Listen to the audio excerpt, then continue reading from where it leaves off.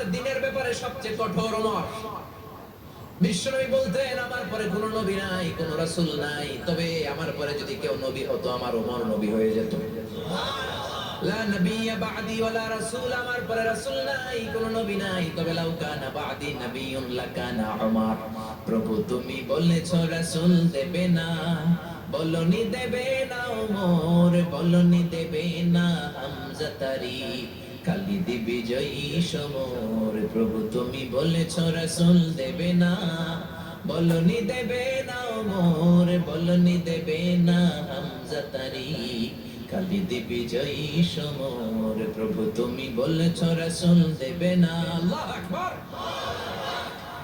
মদিনায় যত মুনাফিক ছিল জমের মতো ভয় পাইতো সাইয়েদনা ওমরকে।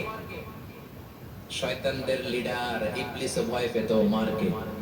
বিশ্বনবী বলেন ওয়াল্লাযী নাফসি বিয়াদিহি, ওমর ওই সত্তার কসম যেই সত্তার হাতে আমার আত্মা, মা লাকিয়াকা শাইতানু সালিকান ফাজ্জান ইল্লা সালাকা ফাজ্জান গায়রা ফাজ্জিক।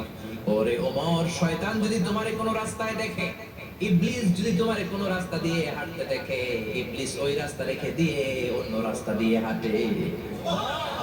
ইবলিসও সাইয়েদনা ওমর ফারুককে দেখলে, এই রাস্তা দিয়ে দেখলে ওর বাপের কি জীবনে এই রাস্তা দিয়ে হাঁটবে না, এই রাস্তা থুইয়া ও আরেক রাস্তা ধরে চিল্লায় পড়ে আল্লাহু আকবার।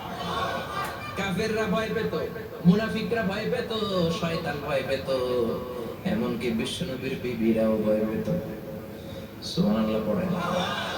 বিশ্বনবীর বিবিরা বিশ্বনবীরে ধরলেন আমার এইটা কিনা দেন ওইটা দেন। বিশ্বনবী কয় টাকা নাই, ক্ষমতা নাই, সামর্থ্য নাই, বেশি কথা কইলে তালাক নিয়ে যাও, তোমাদের চেয়ে সুন্দরী অনেক সতী সাধবী নারী আল্লাহ ব্যবস্থা করে দিবে।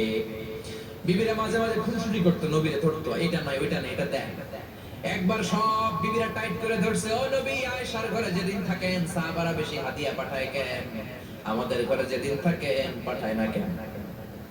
কালকে জুমার নামাজের পরে ঘোষণা দিবেন সবার ঘরে সমান সমান হাদিয়া। নবী কয় আমি হাইতাম না। ওমিয়া কে হাদিয়া দিবে, কটুক দিবে, এটা কি ইমাম সাহেবের কাজ? ইমাম সাহেবের বাসায় কে কোন দিন কি খাওয়াবে, কি গিফট দিবে, এটা তো কে যে গিফট দিবে তার ব্যাপার। বিশ্বনবী বললেন আবু বকরকে সবাই ভালোবাসে, তাই আবু বকরের মেয়ের ঘরে যেদিন আমার ডেট পরে থাকার সময় ওই দিন হয়তো বেশি হাদিয়া পাঠায়, তোমাদের ঘরে পাঠায় না, আমার বলার কোনো সুযোগ। বিবিরা কয় না আপনারে বলতেই হবে। নবী কয় আমি পারবো না। বিবিরা কয় পারবেন। ইন দ্য মিন টাইম দরজার পার থেকে কে যেন সালাম দিল, আসসালামু আলাইকুম ওয়া রাহমাতুল্লাহ। বিশ্বনবী বললেন ওয়া আলাইকুম আসসালাম। বিশ্বনবী বুঝতে পারলেন সালামটা আমার ওমরের সালাম। বিশ্বনবী সালামের উত্তর দিয়ে বিবিদের দিকে তাকায় দেখে একটা বিবি ওর সামনে নাই, সব উধাও, ভ্যানিশ হয়ে গেছে। ওমর সুবহানাল্লাহ পড়বেন না? এই জন্য ওমরকে শয়তানও ভয় পেত। আমাদের বাচ্চাদেরকে, আমার মেয়ে একটা মাত্র মেয়ে, খাইতে চায় না, শুধু আমার মেয়ে না, অধিকাংশ বাচ্চাদের এই অবস্থা। ওরা আম্মু দিক দিয়ে খাওয়ায়, আবার দৌড় দেয়, আবার আমি খাওয়াই, আবার কান্নাকাটি করে, বলে গল্প শোনাও, তাই লেখাবো। এখন গল্প শোনাইলেও খায় না। বর্তমান সময়ের ছেলে মেয়েগুলো এরকম, এত জ্বালাতন করে, খেতে চায় না তো বলতে হয় বাঘ আসবে বাঘ, সিংহ আসবে সিংহ, সিংহ মামা আসবে, ঘুমাও ঘুমাও, এগুলো আমরা বলি না? বড় দোষী তো আপনারা কি বলেন? বাচ্চা যদি না ঘুমায় না খাইতে চায় এগুলোই তো বলে। বাঘ আসবে, বিড়াল আসবে। মদিনাতে ওমরে ফারুক যখন খলিফা, মদিনার কোন বাচ্চারা যদি না খেতে চাইতো, না ঘুমাইতে চাইতো, মদিনার মায়েরা বলতো তাড়াতাড়ি ঘুমাও, ওই যে ওমর আসতেছে ওমর। আল্লাহু আকবার। কি শাসক ছিলেন সাইয়েদনা ওমর! সবাই সমান, ওনার বিধান ওনার রীতি সবার জন্য সমান। মদ খাওয়ার অপরাধে নিজের কলিজার টুকরা ছেলে আবু শাহমাকে 80টা বেত মেরেছে। হাদিসটা দাঈফ, তবে শিক্ষা আছে আমাদের জন্য। 80টা বেত মেরেছে। এক রাতে পাওয়া যায় বেত মেরে ছেলেটাকে আহত করে ফেলেছে, আর এক রাতে পাওয়া যায় পিটাতে পিটাতে ছেলেটাকে দুনিয়া থেকে শেষ করে ফেলেছে।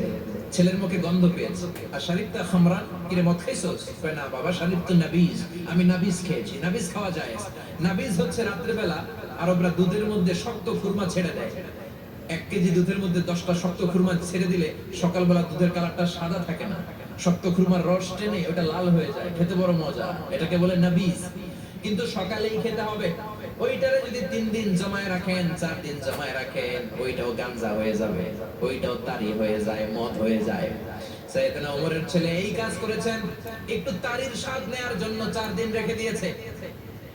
সাইয়েদনা ওমর বললেন, কি খাইছস? কয় মদ খাই নাই। নাবিস খাইছস? এদিকে আয়। ইফতাহ ফামাক, মুখ খোল। করার পরে মুখের সামনে নাক নিয়ে গন্ধ দেখে, মদের গন্ধ, কলারটা ধরে মসজিদে নববীতে নিয়েছেন। ইন দা মিন টাইম মসজিদে নববীতে জোহরের নামাজ হয়। নিজের ছেলেকে মসজিদে নববীর উস্তানা বলে, উস্তানাতু মসজিদে নববী, মসজিদে নববীর পিলারে বেঁধেছেন।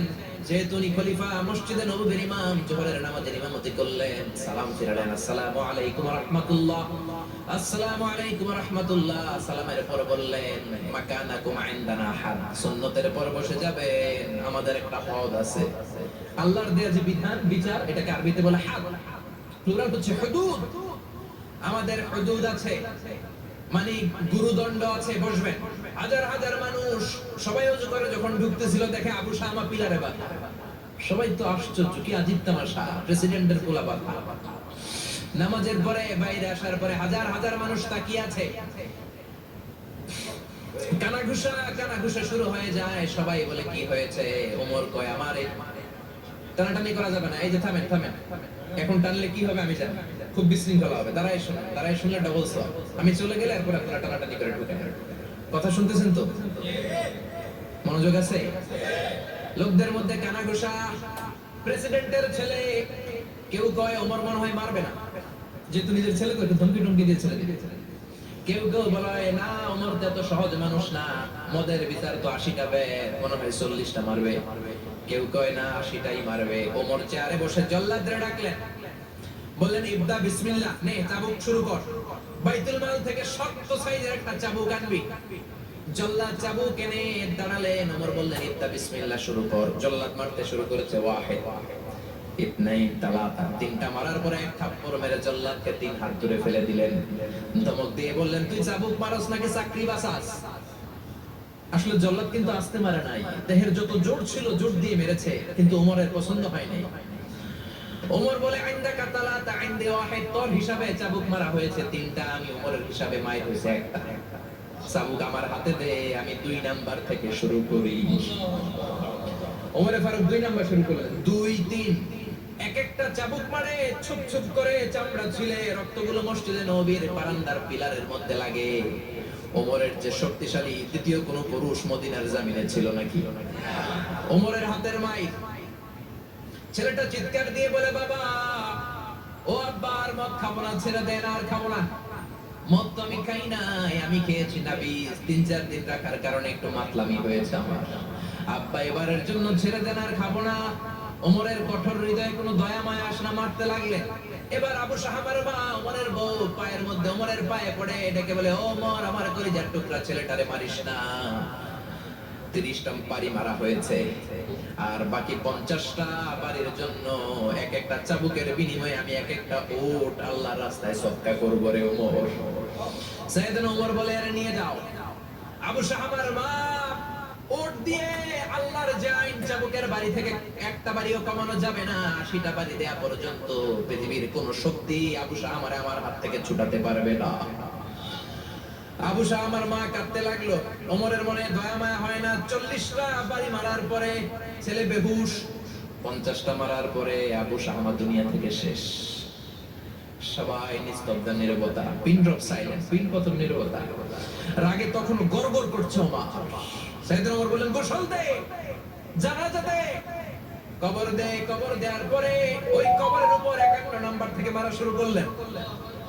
52, 53, 60টা, 70টা, 80টা চাবুকের বাড়ি কবরের মধ্যে, বিশাল বিশাল বড় বড় বাড়ি মেরে আঘাত করে আল্লাহরে ডেকে বললেন, আল্লাহ, আমার ছেলে হওয়ার কারণে, প্রেসিডেন্টের ছেলে হওয়ার কারণে আমি পার্সিয়ালিটি করি নাই, একটা চাবুকের বাড়িও কম দেই নাই। কিয়ামতের দিন তুমি আমার জালিমদের কাতারে দাঁড় করাতে পারবা না। আল্লাহু আকবার।